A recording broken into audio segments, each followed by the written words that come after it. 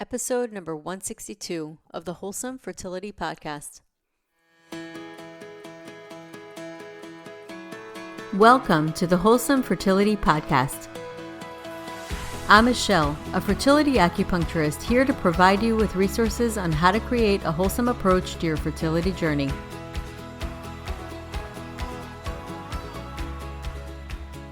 So today I want to talk about how affirmations are super powerful, and I know that after the movie and the book, The Secret, there were some people really were changed by them, and then other people said they just don't work for me. So I'll tell you, my story is basically affirmations completely changed my life, and they really, really did work for me. And they can really, really work and be powerful.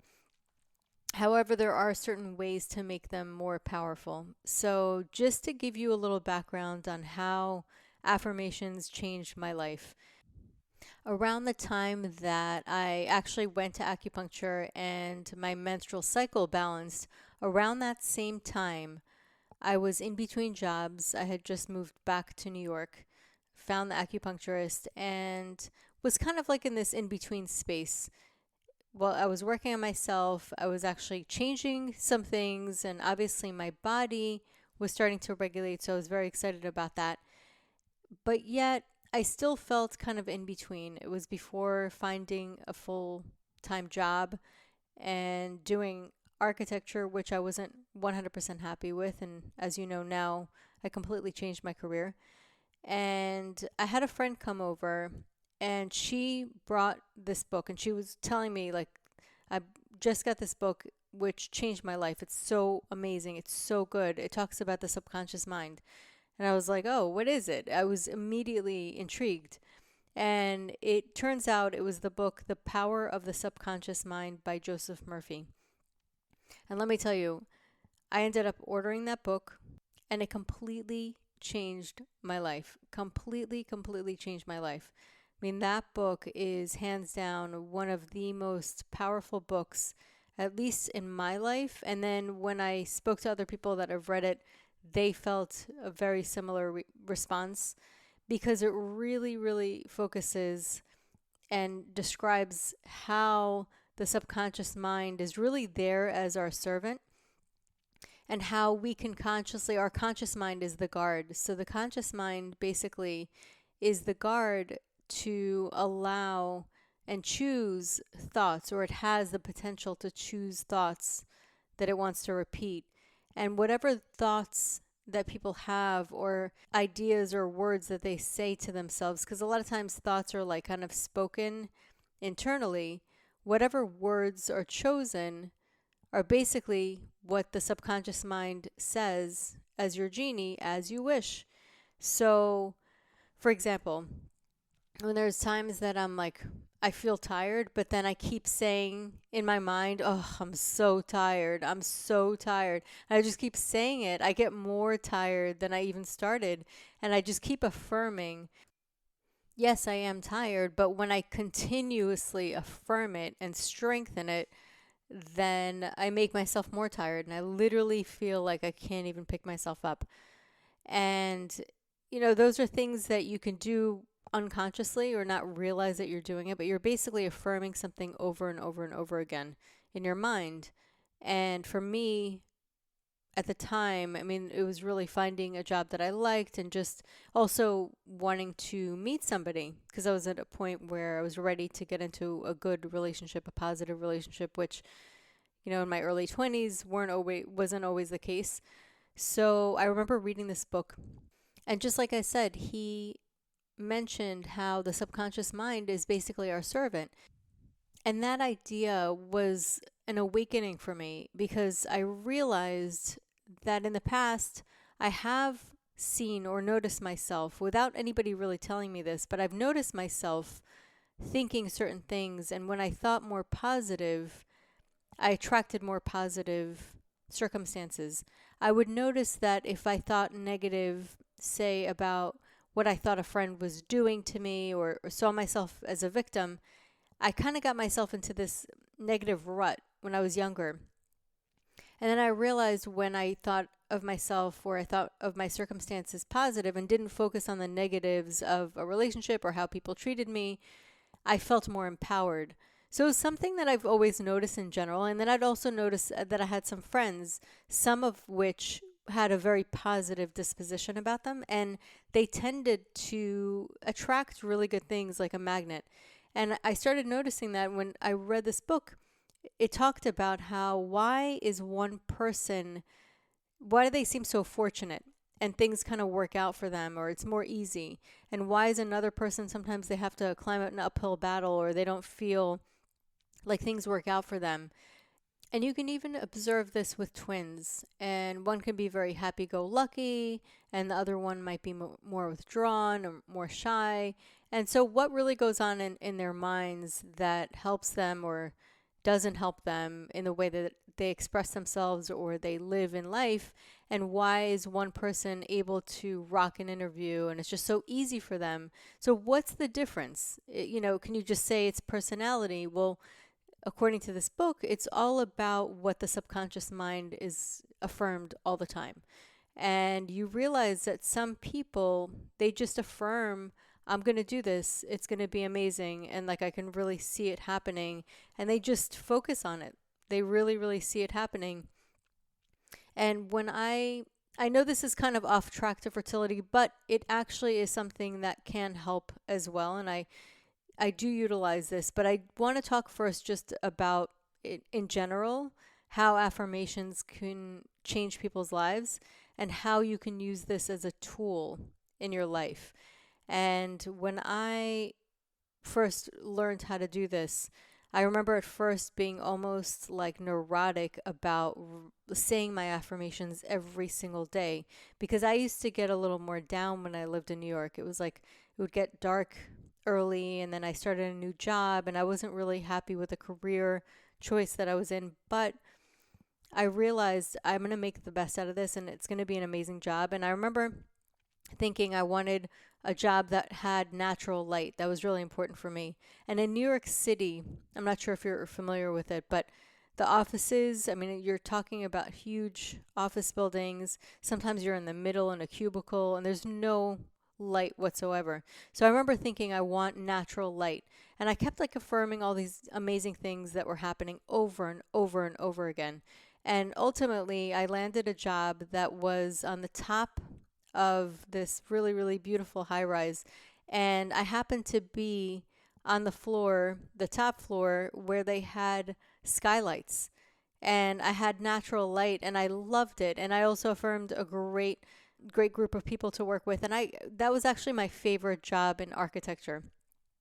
And not so much for the work. I mean, the work was a little more interesting in this firm, but it was really the people, it was the environment, it was the culture, and it was awesome.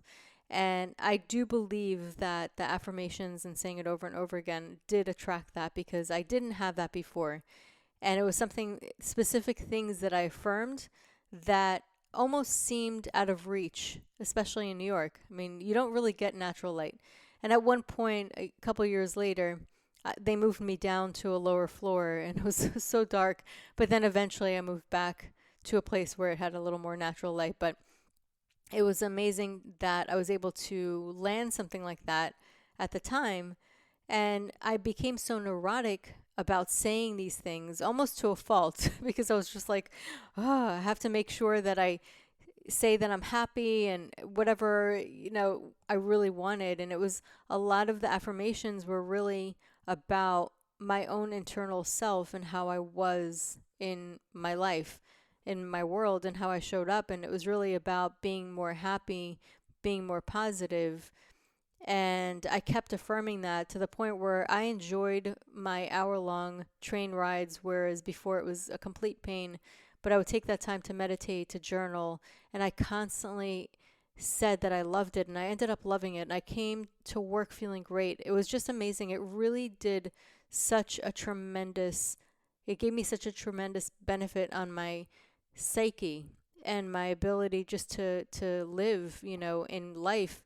And around that same time is when my menstrual cycle was balanced because of Dr. Lee, who I speak about in my intro, if you guys ever want to go back to that.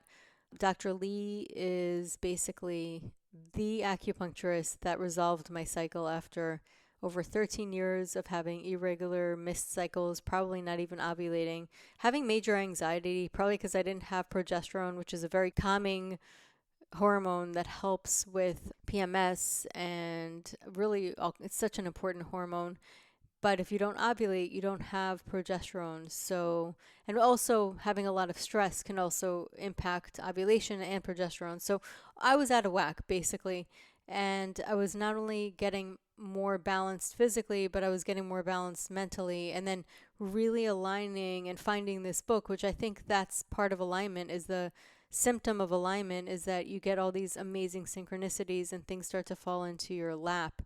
And that's just something that I've seen. If I was synchronized in my life, this is what happened.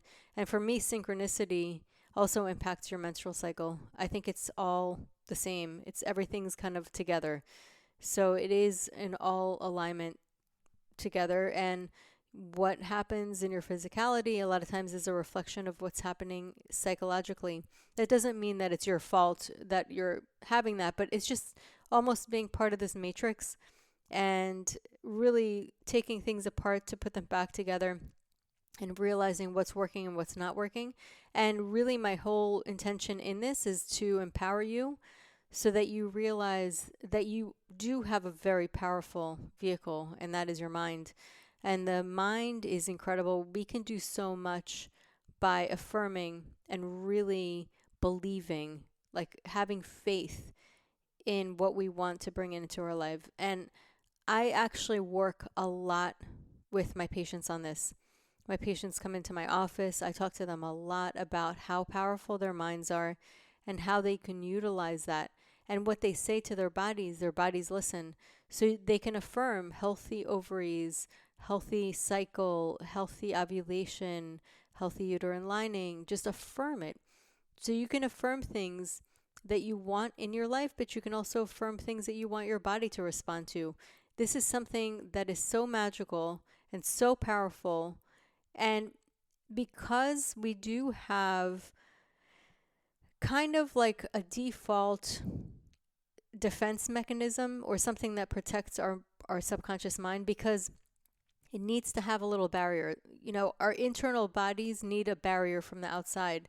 We have our skin.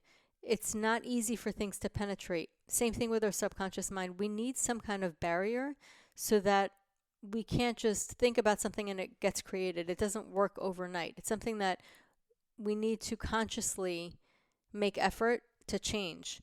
And how we do that is through repetition. So a lot of times, if we have just a thought, our mind is built so beautifully and so intelligently that it's not going to allow every thought to just come to be or manifest itself. It's just not going to happen. It really takes intention and conscious effort to choose, okay, I am going to consciously repeat something over and over again that I want to draw into my life. So this is something that you're choosing and you're making effort into, and you're really putting your focus on.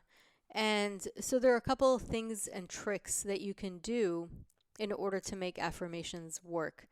Another thing that I wanted to mention about affirmations is 1 month before I met my husband, I actually wrote a bunch of, I can remember my affirmations. What's weird is I can't find the paper that I wrote them in. I wish I could have saved it because I could have read basically a description of who he was to him and to my kids now, but I can't find that paper, and it's very weird how it disappeared. Like, I don't think that I would have ever thrown something like that out, but I do remember making a ritual about it. And rituals are very powerful. Something that like you are putting more intent into. So you're actually doing things to ritualize and make it more sacred. And it's something that we've done throughout history. And there's a reason why humanity is so drawn to rituals. Rituals do something. They actually create a feel energetically, almost like a field to what it is that you're choosing to do. And it seals your intention in a way. And the actual act of doing something like physically whether it's lighting candles or writing down something, the actual act of doing it, it just makes it more real. It kind of sends a message to your brain, or it kind of bridges another form of reality of what it is that you want to draw in. And I hope this is making sense. But basically, I wrote a bunch of different things, and I remember exactly like most of what I wrote, that I was married to my soulmate and that he was funny. I remember really wanting somebody who was funny and made me laugh, and that we were really good together, and that we traveled the world together and we experienced amazing things, and we were just perfect for each other. And I mean, I can really say that it was right on, because my husband's hysterical. And that was like a big thing for me. So I remember doing that and then meeting him a month later. And I was really blown away, because once I got to know him, like I didn't recognize it right away, and I almost forgot about that what I wrote. But what I was amazed at is afterwards, as I got to know him, I was like, wait a second, holy crap! Like I actually wrote this down, and this is like happening. Like it's really happening. And I think it was my first experience seeing that I wrote something down and it was actually happening. So I'm going to give you a couple of different things that I think are very, very powerful in affirmations. They kind of like take affirmations and then they put them on steroids and speed dial, or it kind of bumps it up and lights it up. So basically, number one, make it realistic. If your mind isn't going to buy it, it's not going to believe it, it's going to think, okay, this is a little too much. But what you could do is you can start with little steps. So, for example, if you are not having regular cycles, or if something's bothering you physically or you want to work on, then you can start by affirming that whatever it is in small steps. So you can start by saying, I have regular cycles. Every month I have regular cycles and my body is starting to ovulate. Something smaller, and then it can get obviously more and more detailed for specific things that you want.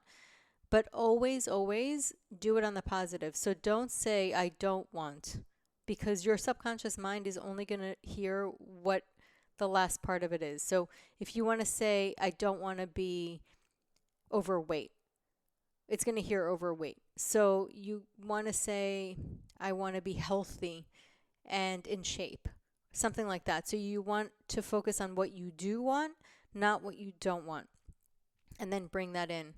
So you can write that as affirmations and then start saying this every single day, because repetition is really important. So number one is making it realistic.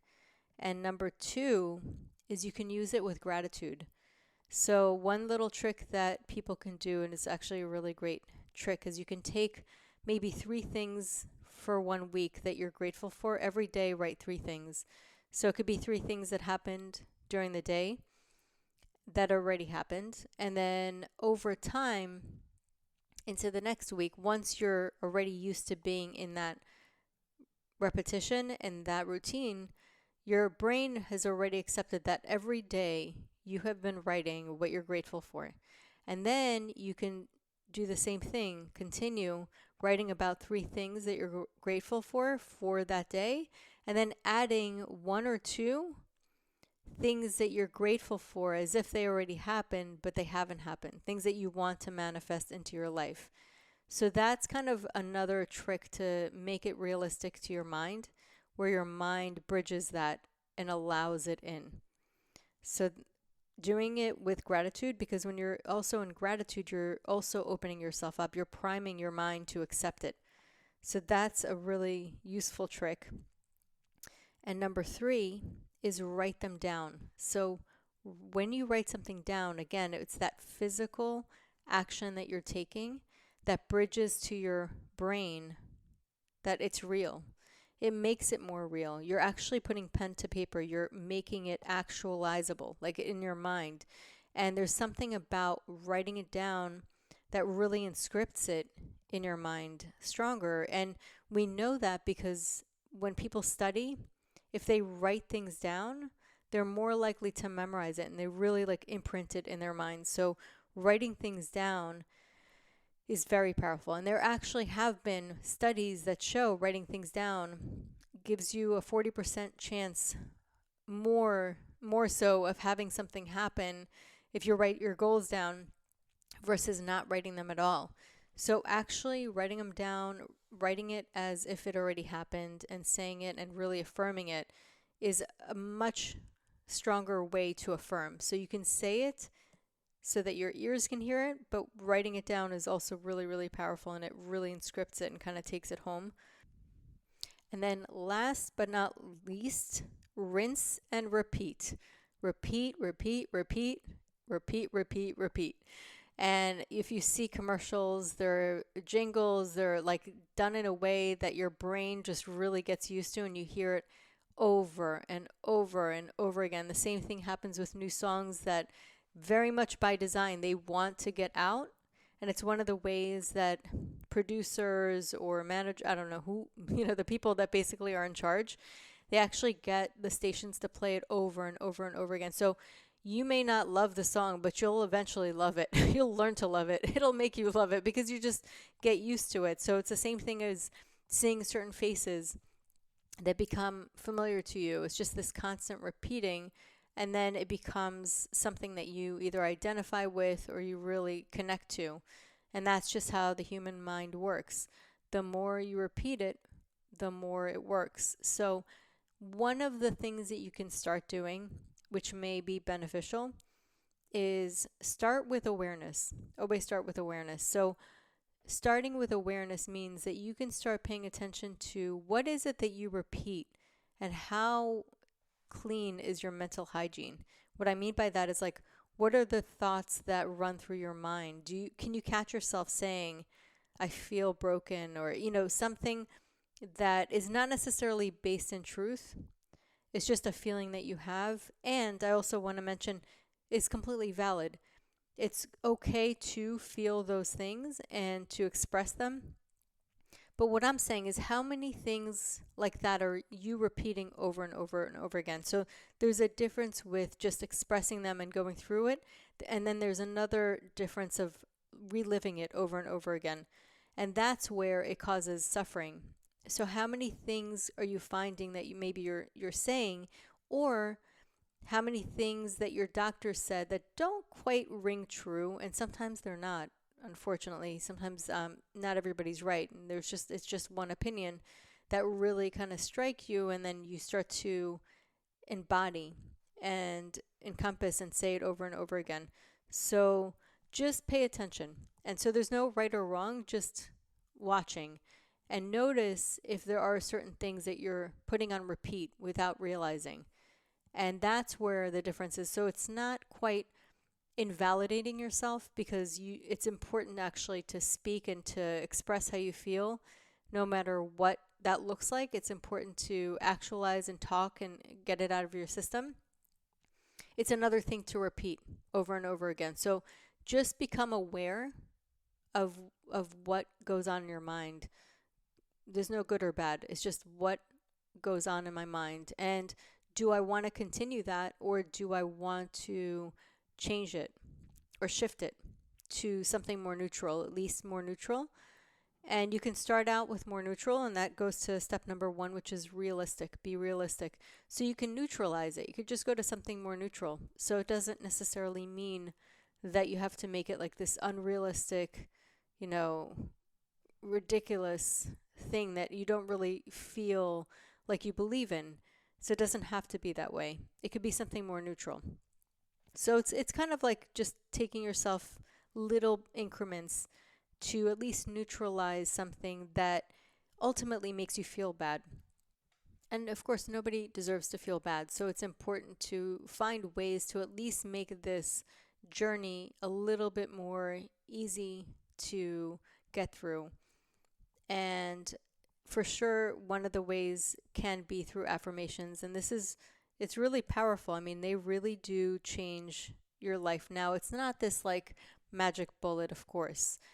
There's no such thing. It's just the way of the world. There's no such thing as a magic bullet, but it can at least get you from A to B. And it could be also eating healthy. Like there's what I find is it's very hard sometimes if people are used to eating a certain way for so many years and all of a sudden they're told you have to do this. And that's difficult. It could be really difficult and it could be like a lot more pressure added on the journey. So I know from hearing my patients and working with many women is the pressure is real. The pressure and the challenges and also the expectations that they feel placed on them and also placed on themselves of trying to do everything, the basal body temperature, like every single thing that you have to be on top of, the supplements, just the doctor's appointments, it doesn't end. So it feels overwhelming.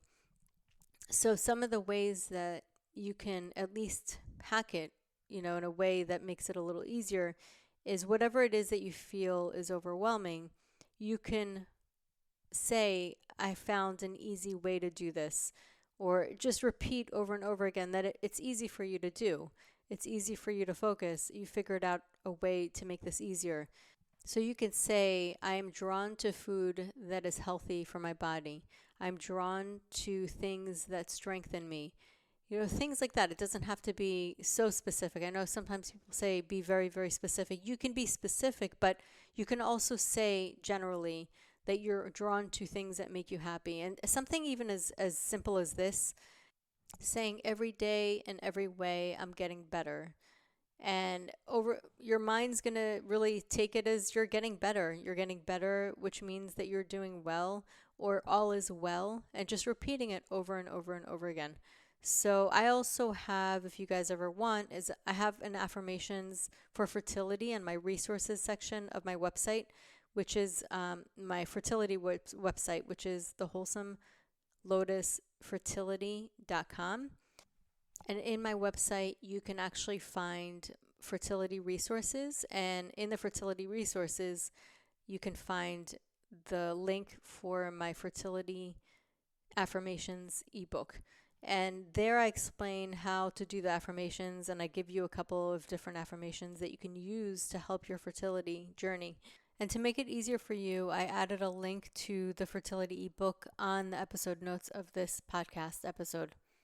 So I hope that this helped, because I really believe that affirmations are really a game changer. They're so powerful, and at the very least, it can really make you feel more empowered on your journey. It can make you feel stronger. It can give you a little more of a push, and it'll also help you just get through, really consolidate yourself through this journey, and so that you're able to make decisions more easily.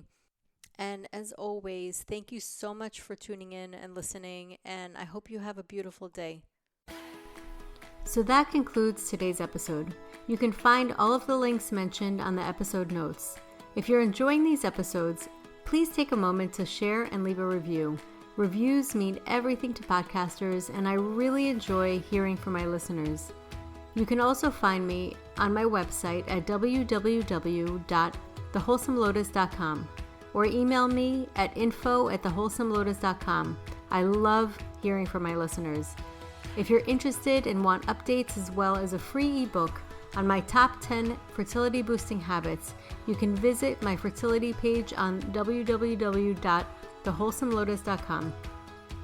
I thank you so much for listening in and hope that you have a beautiful day.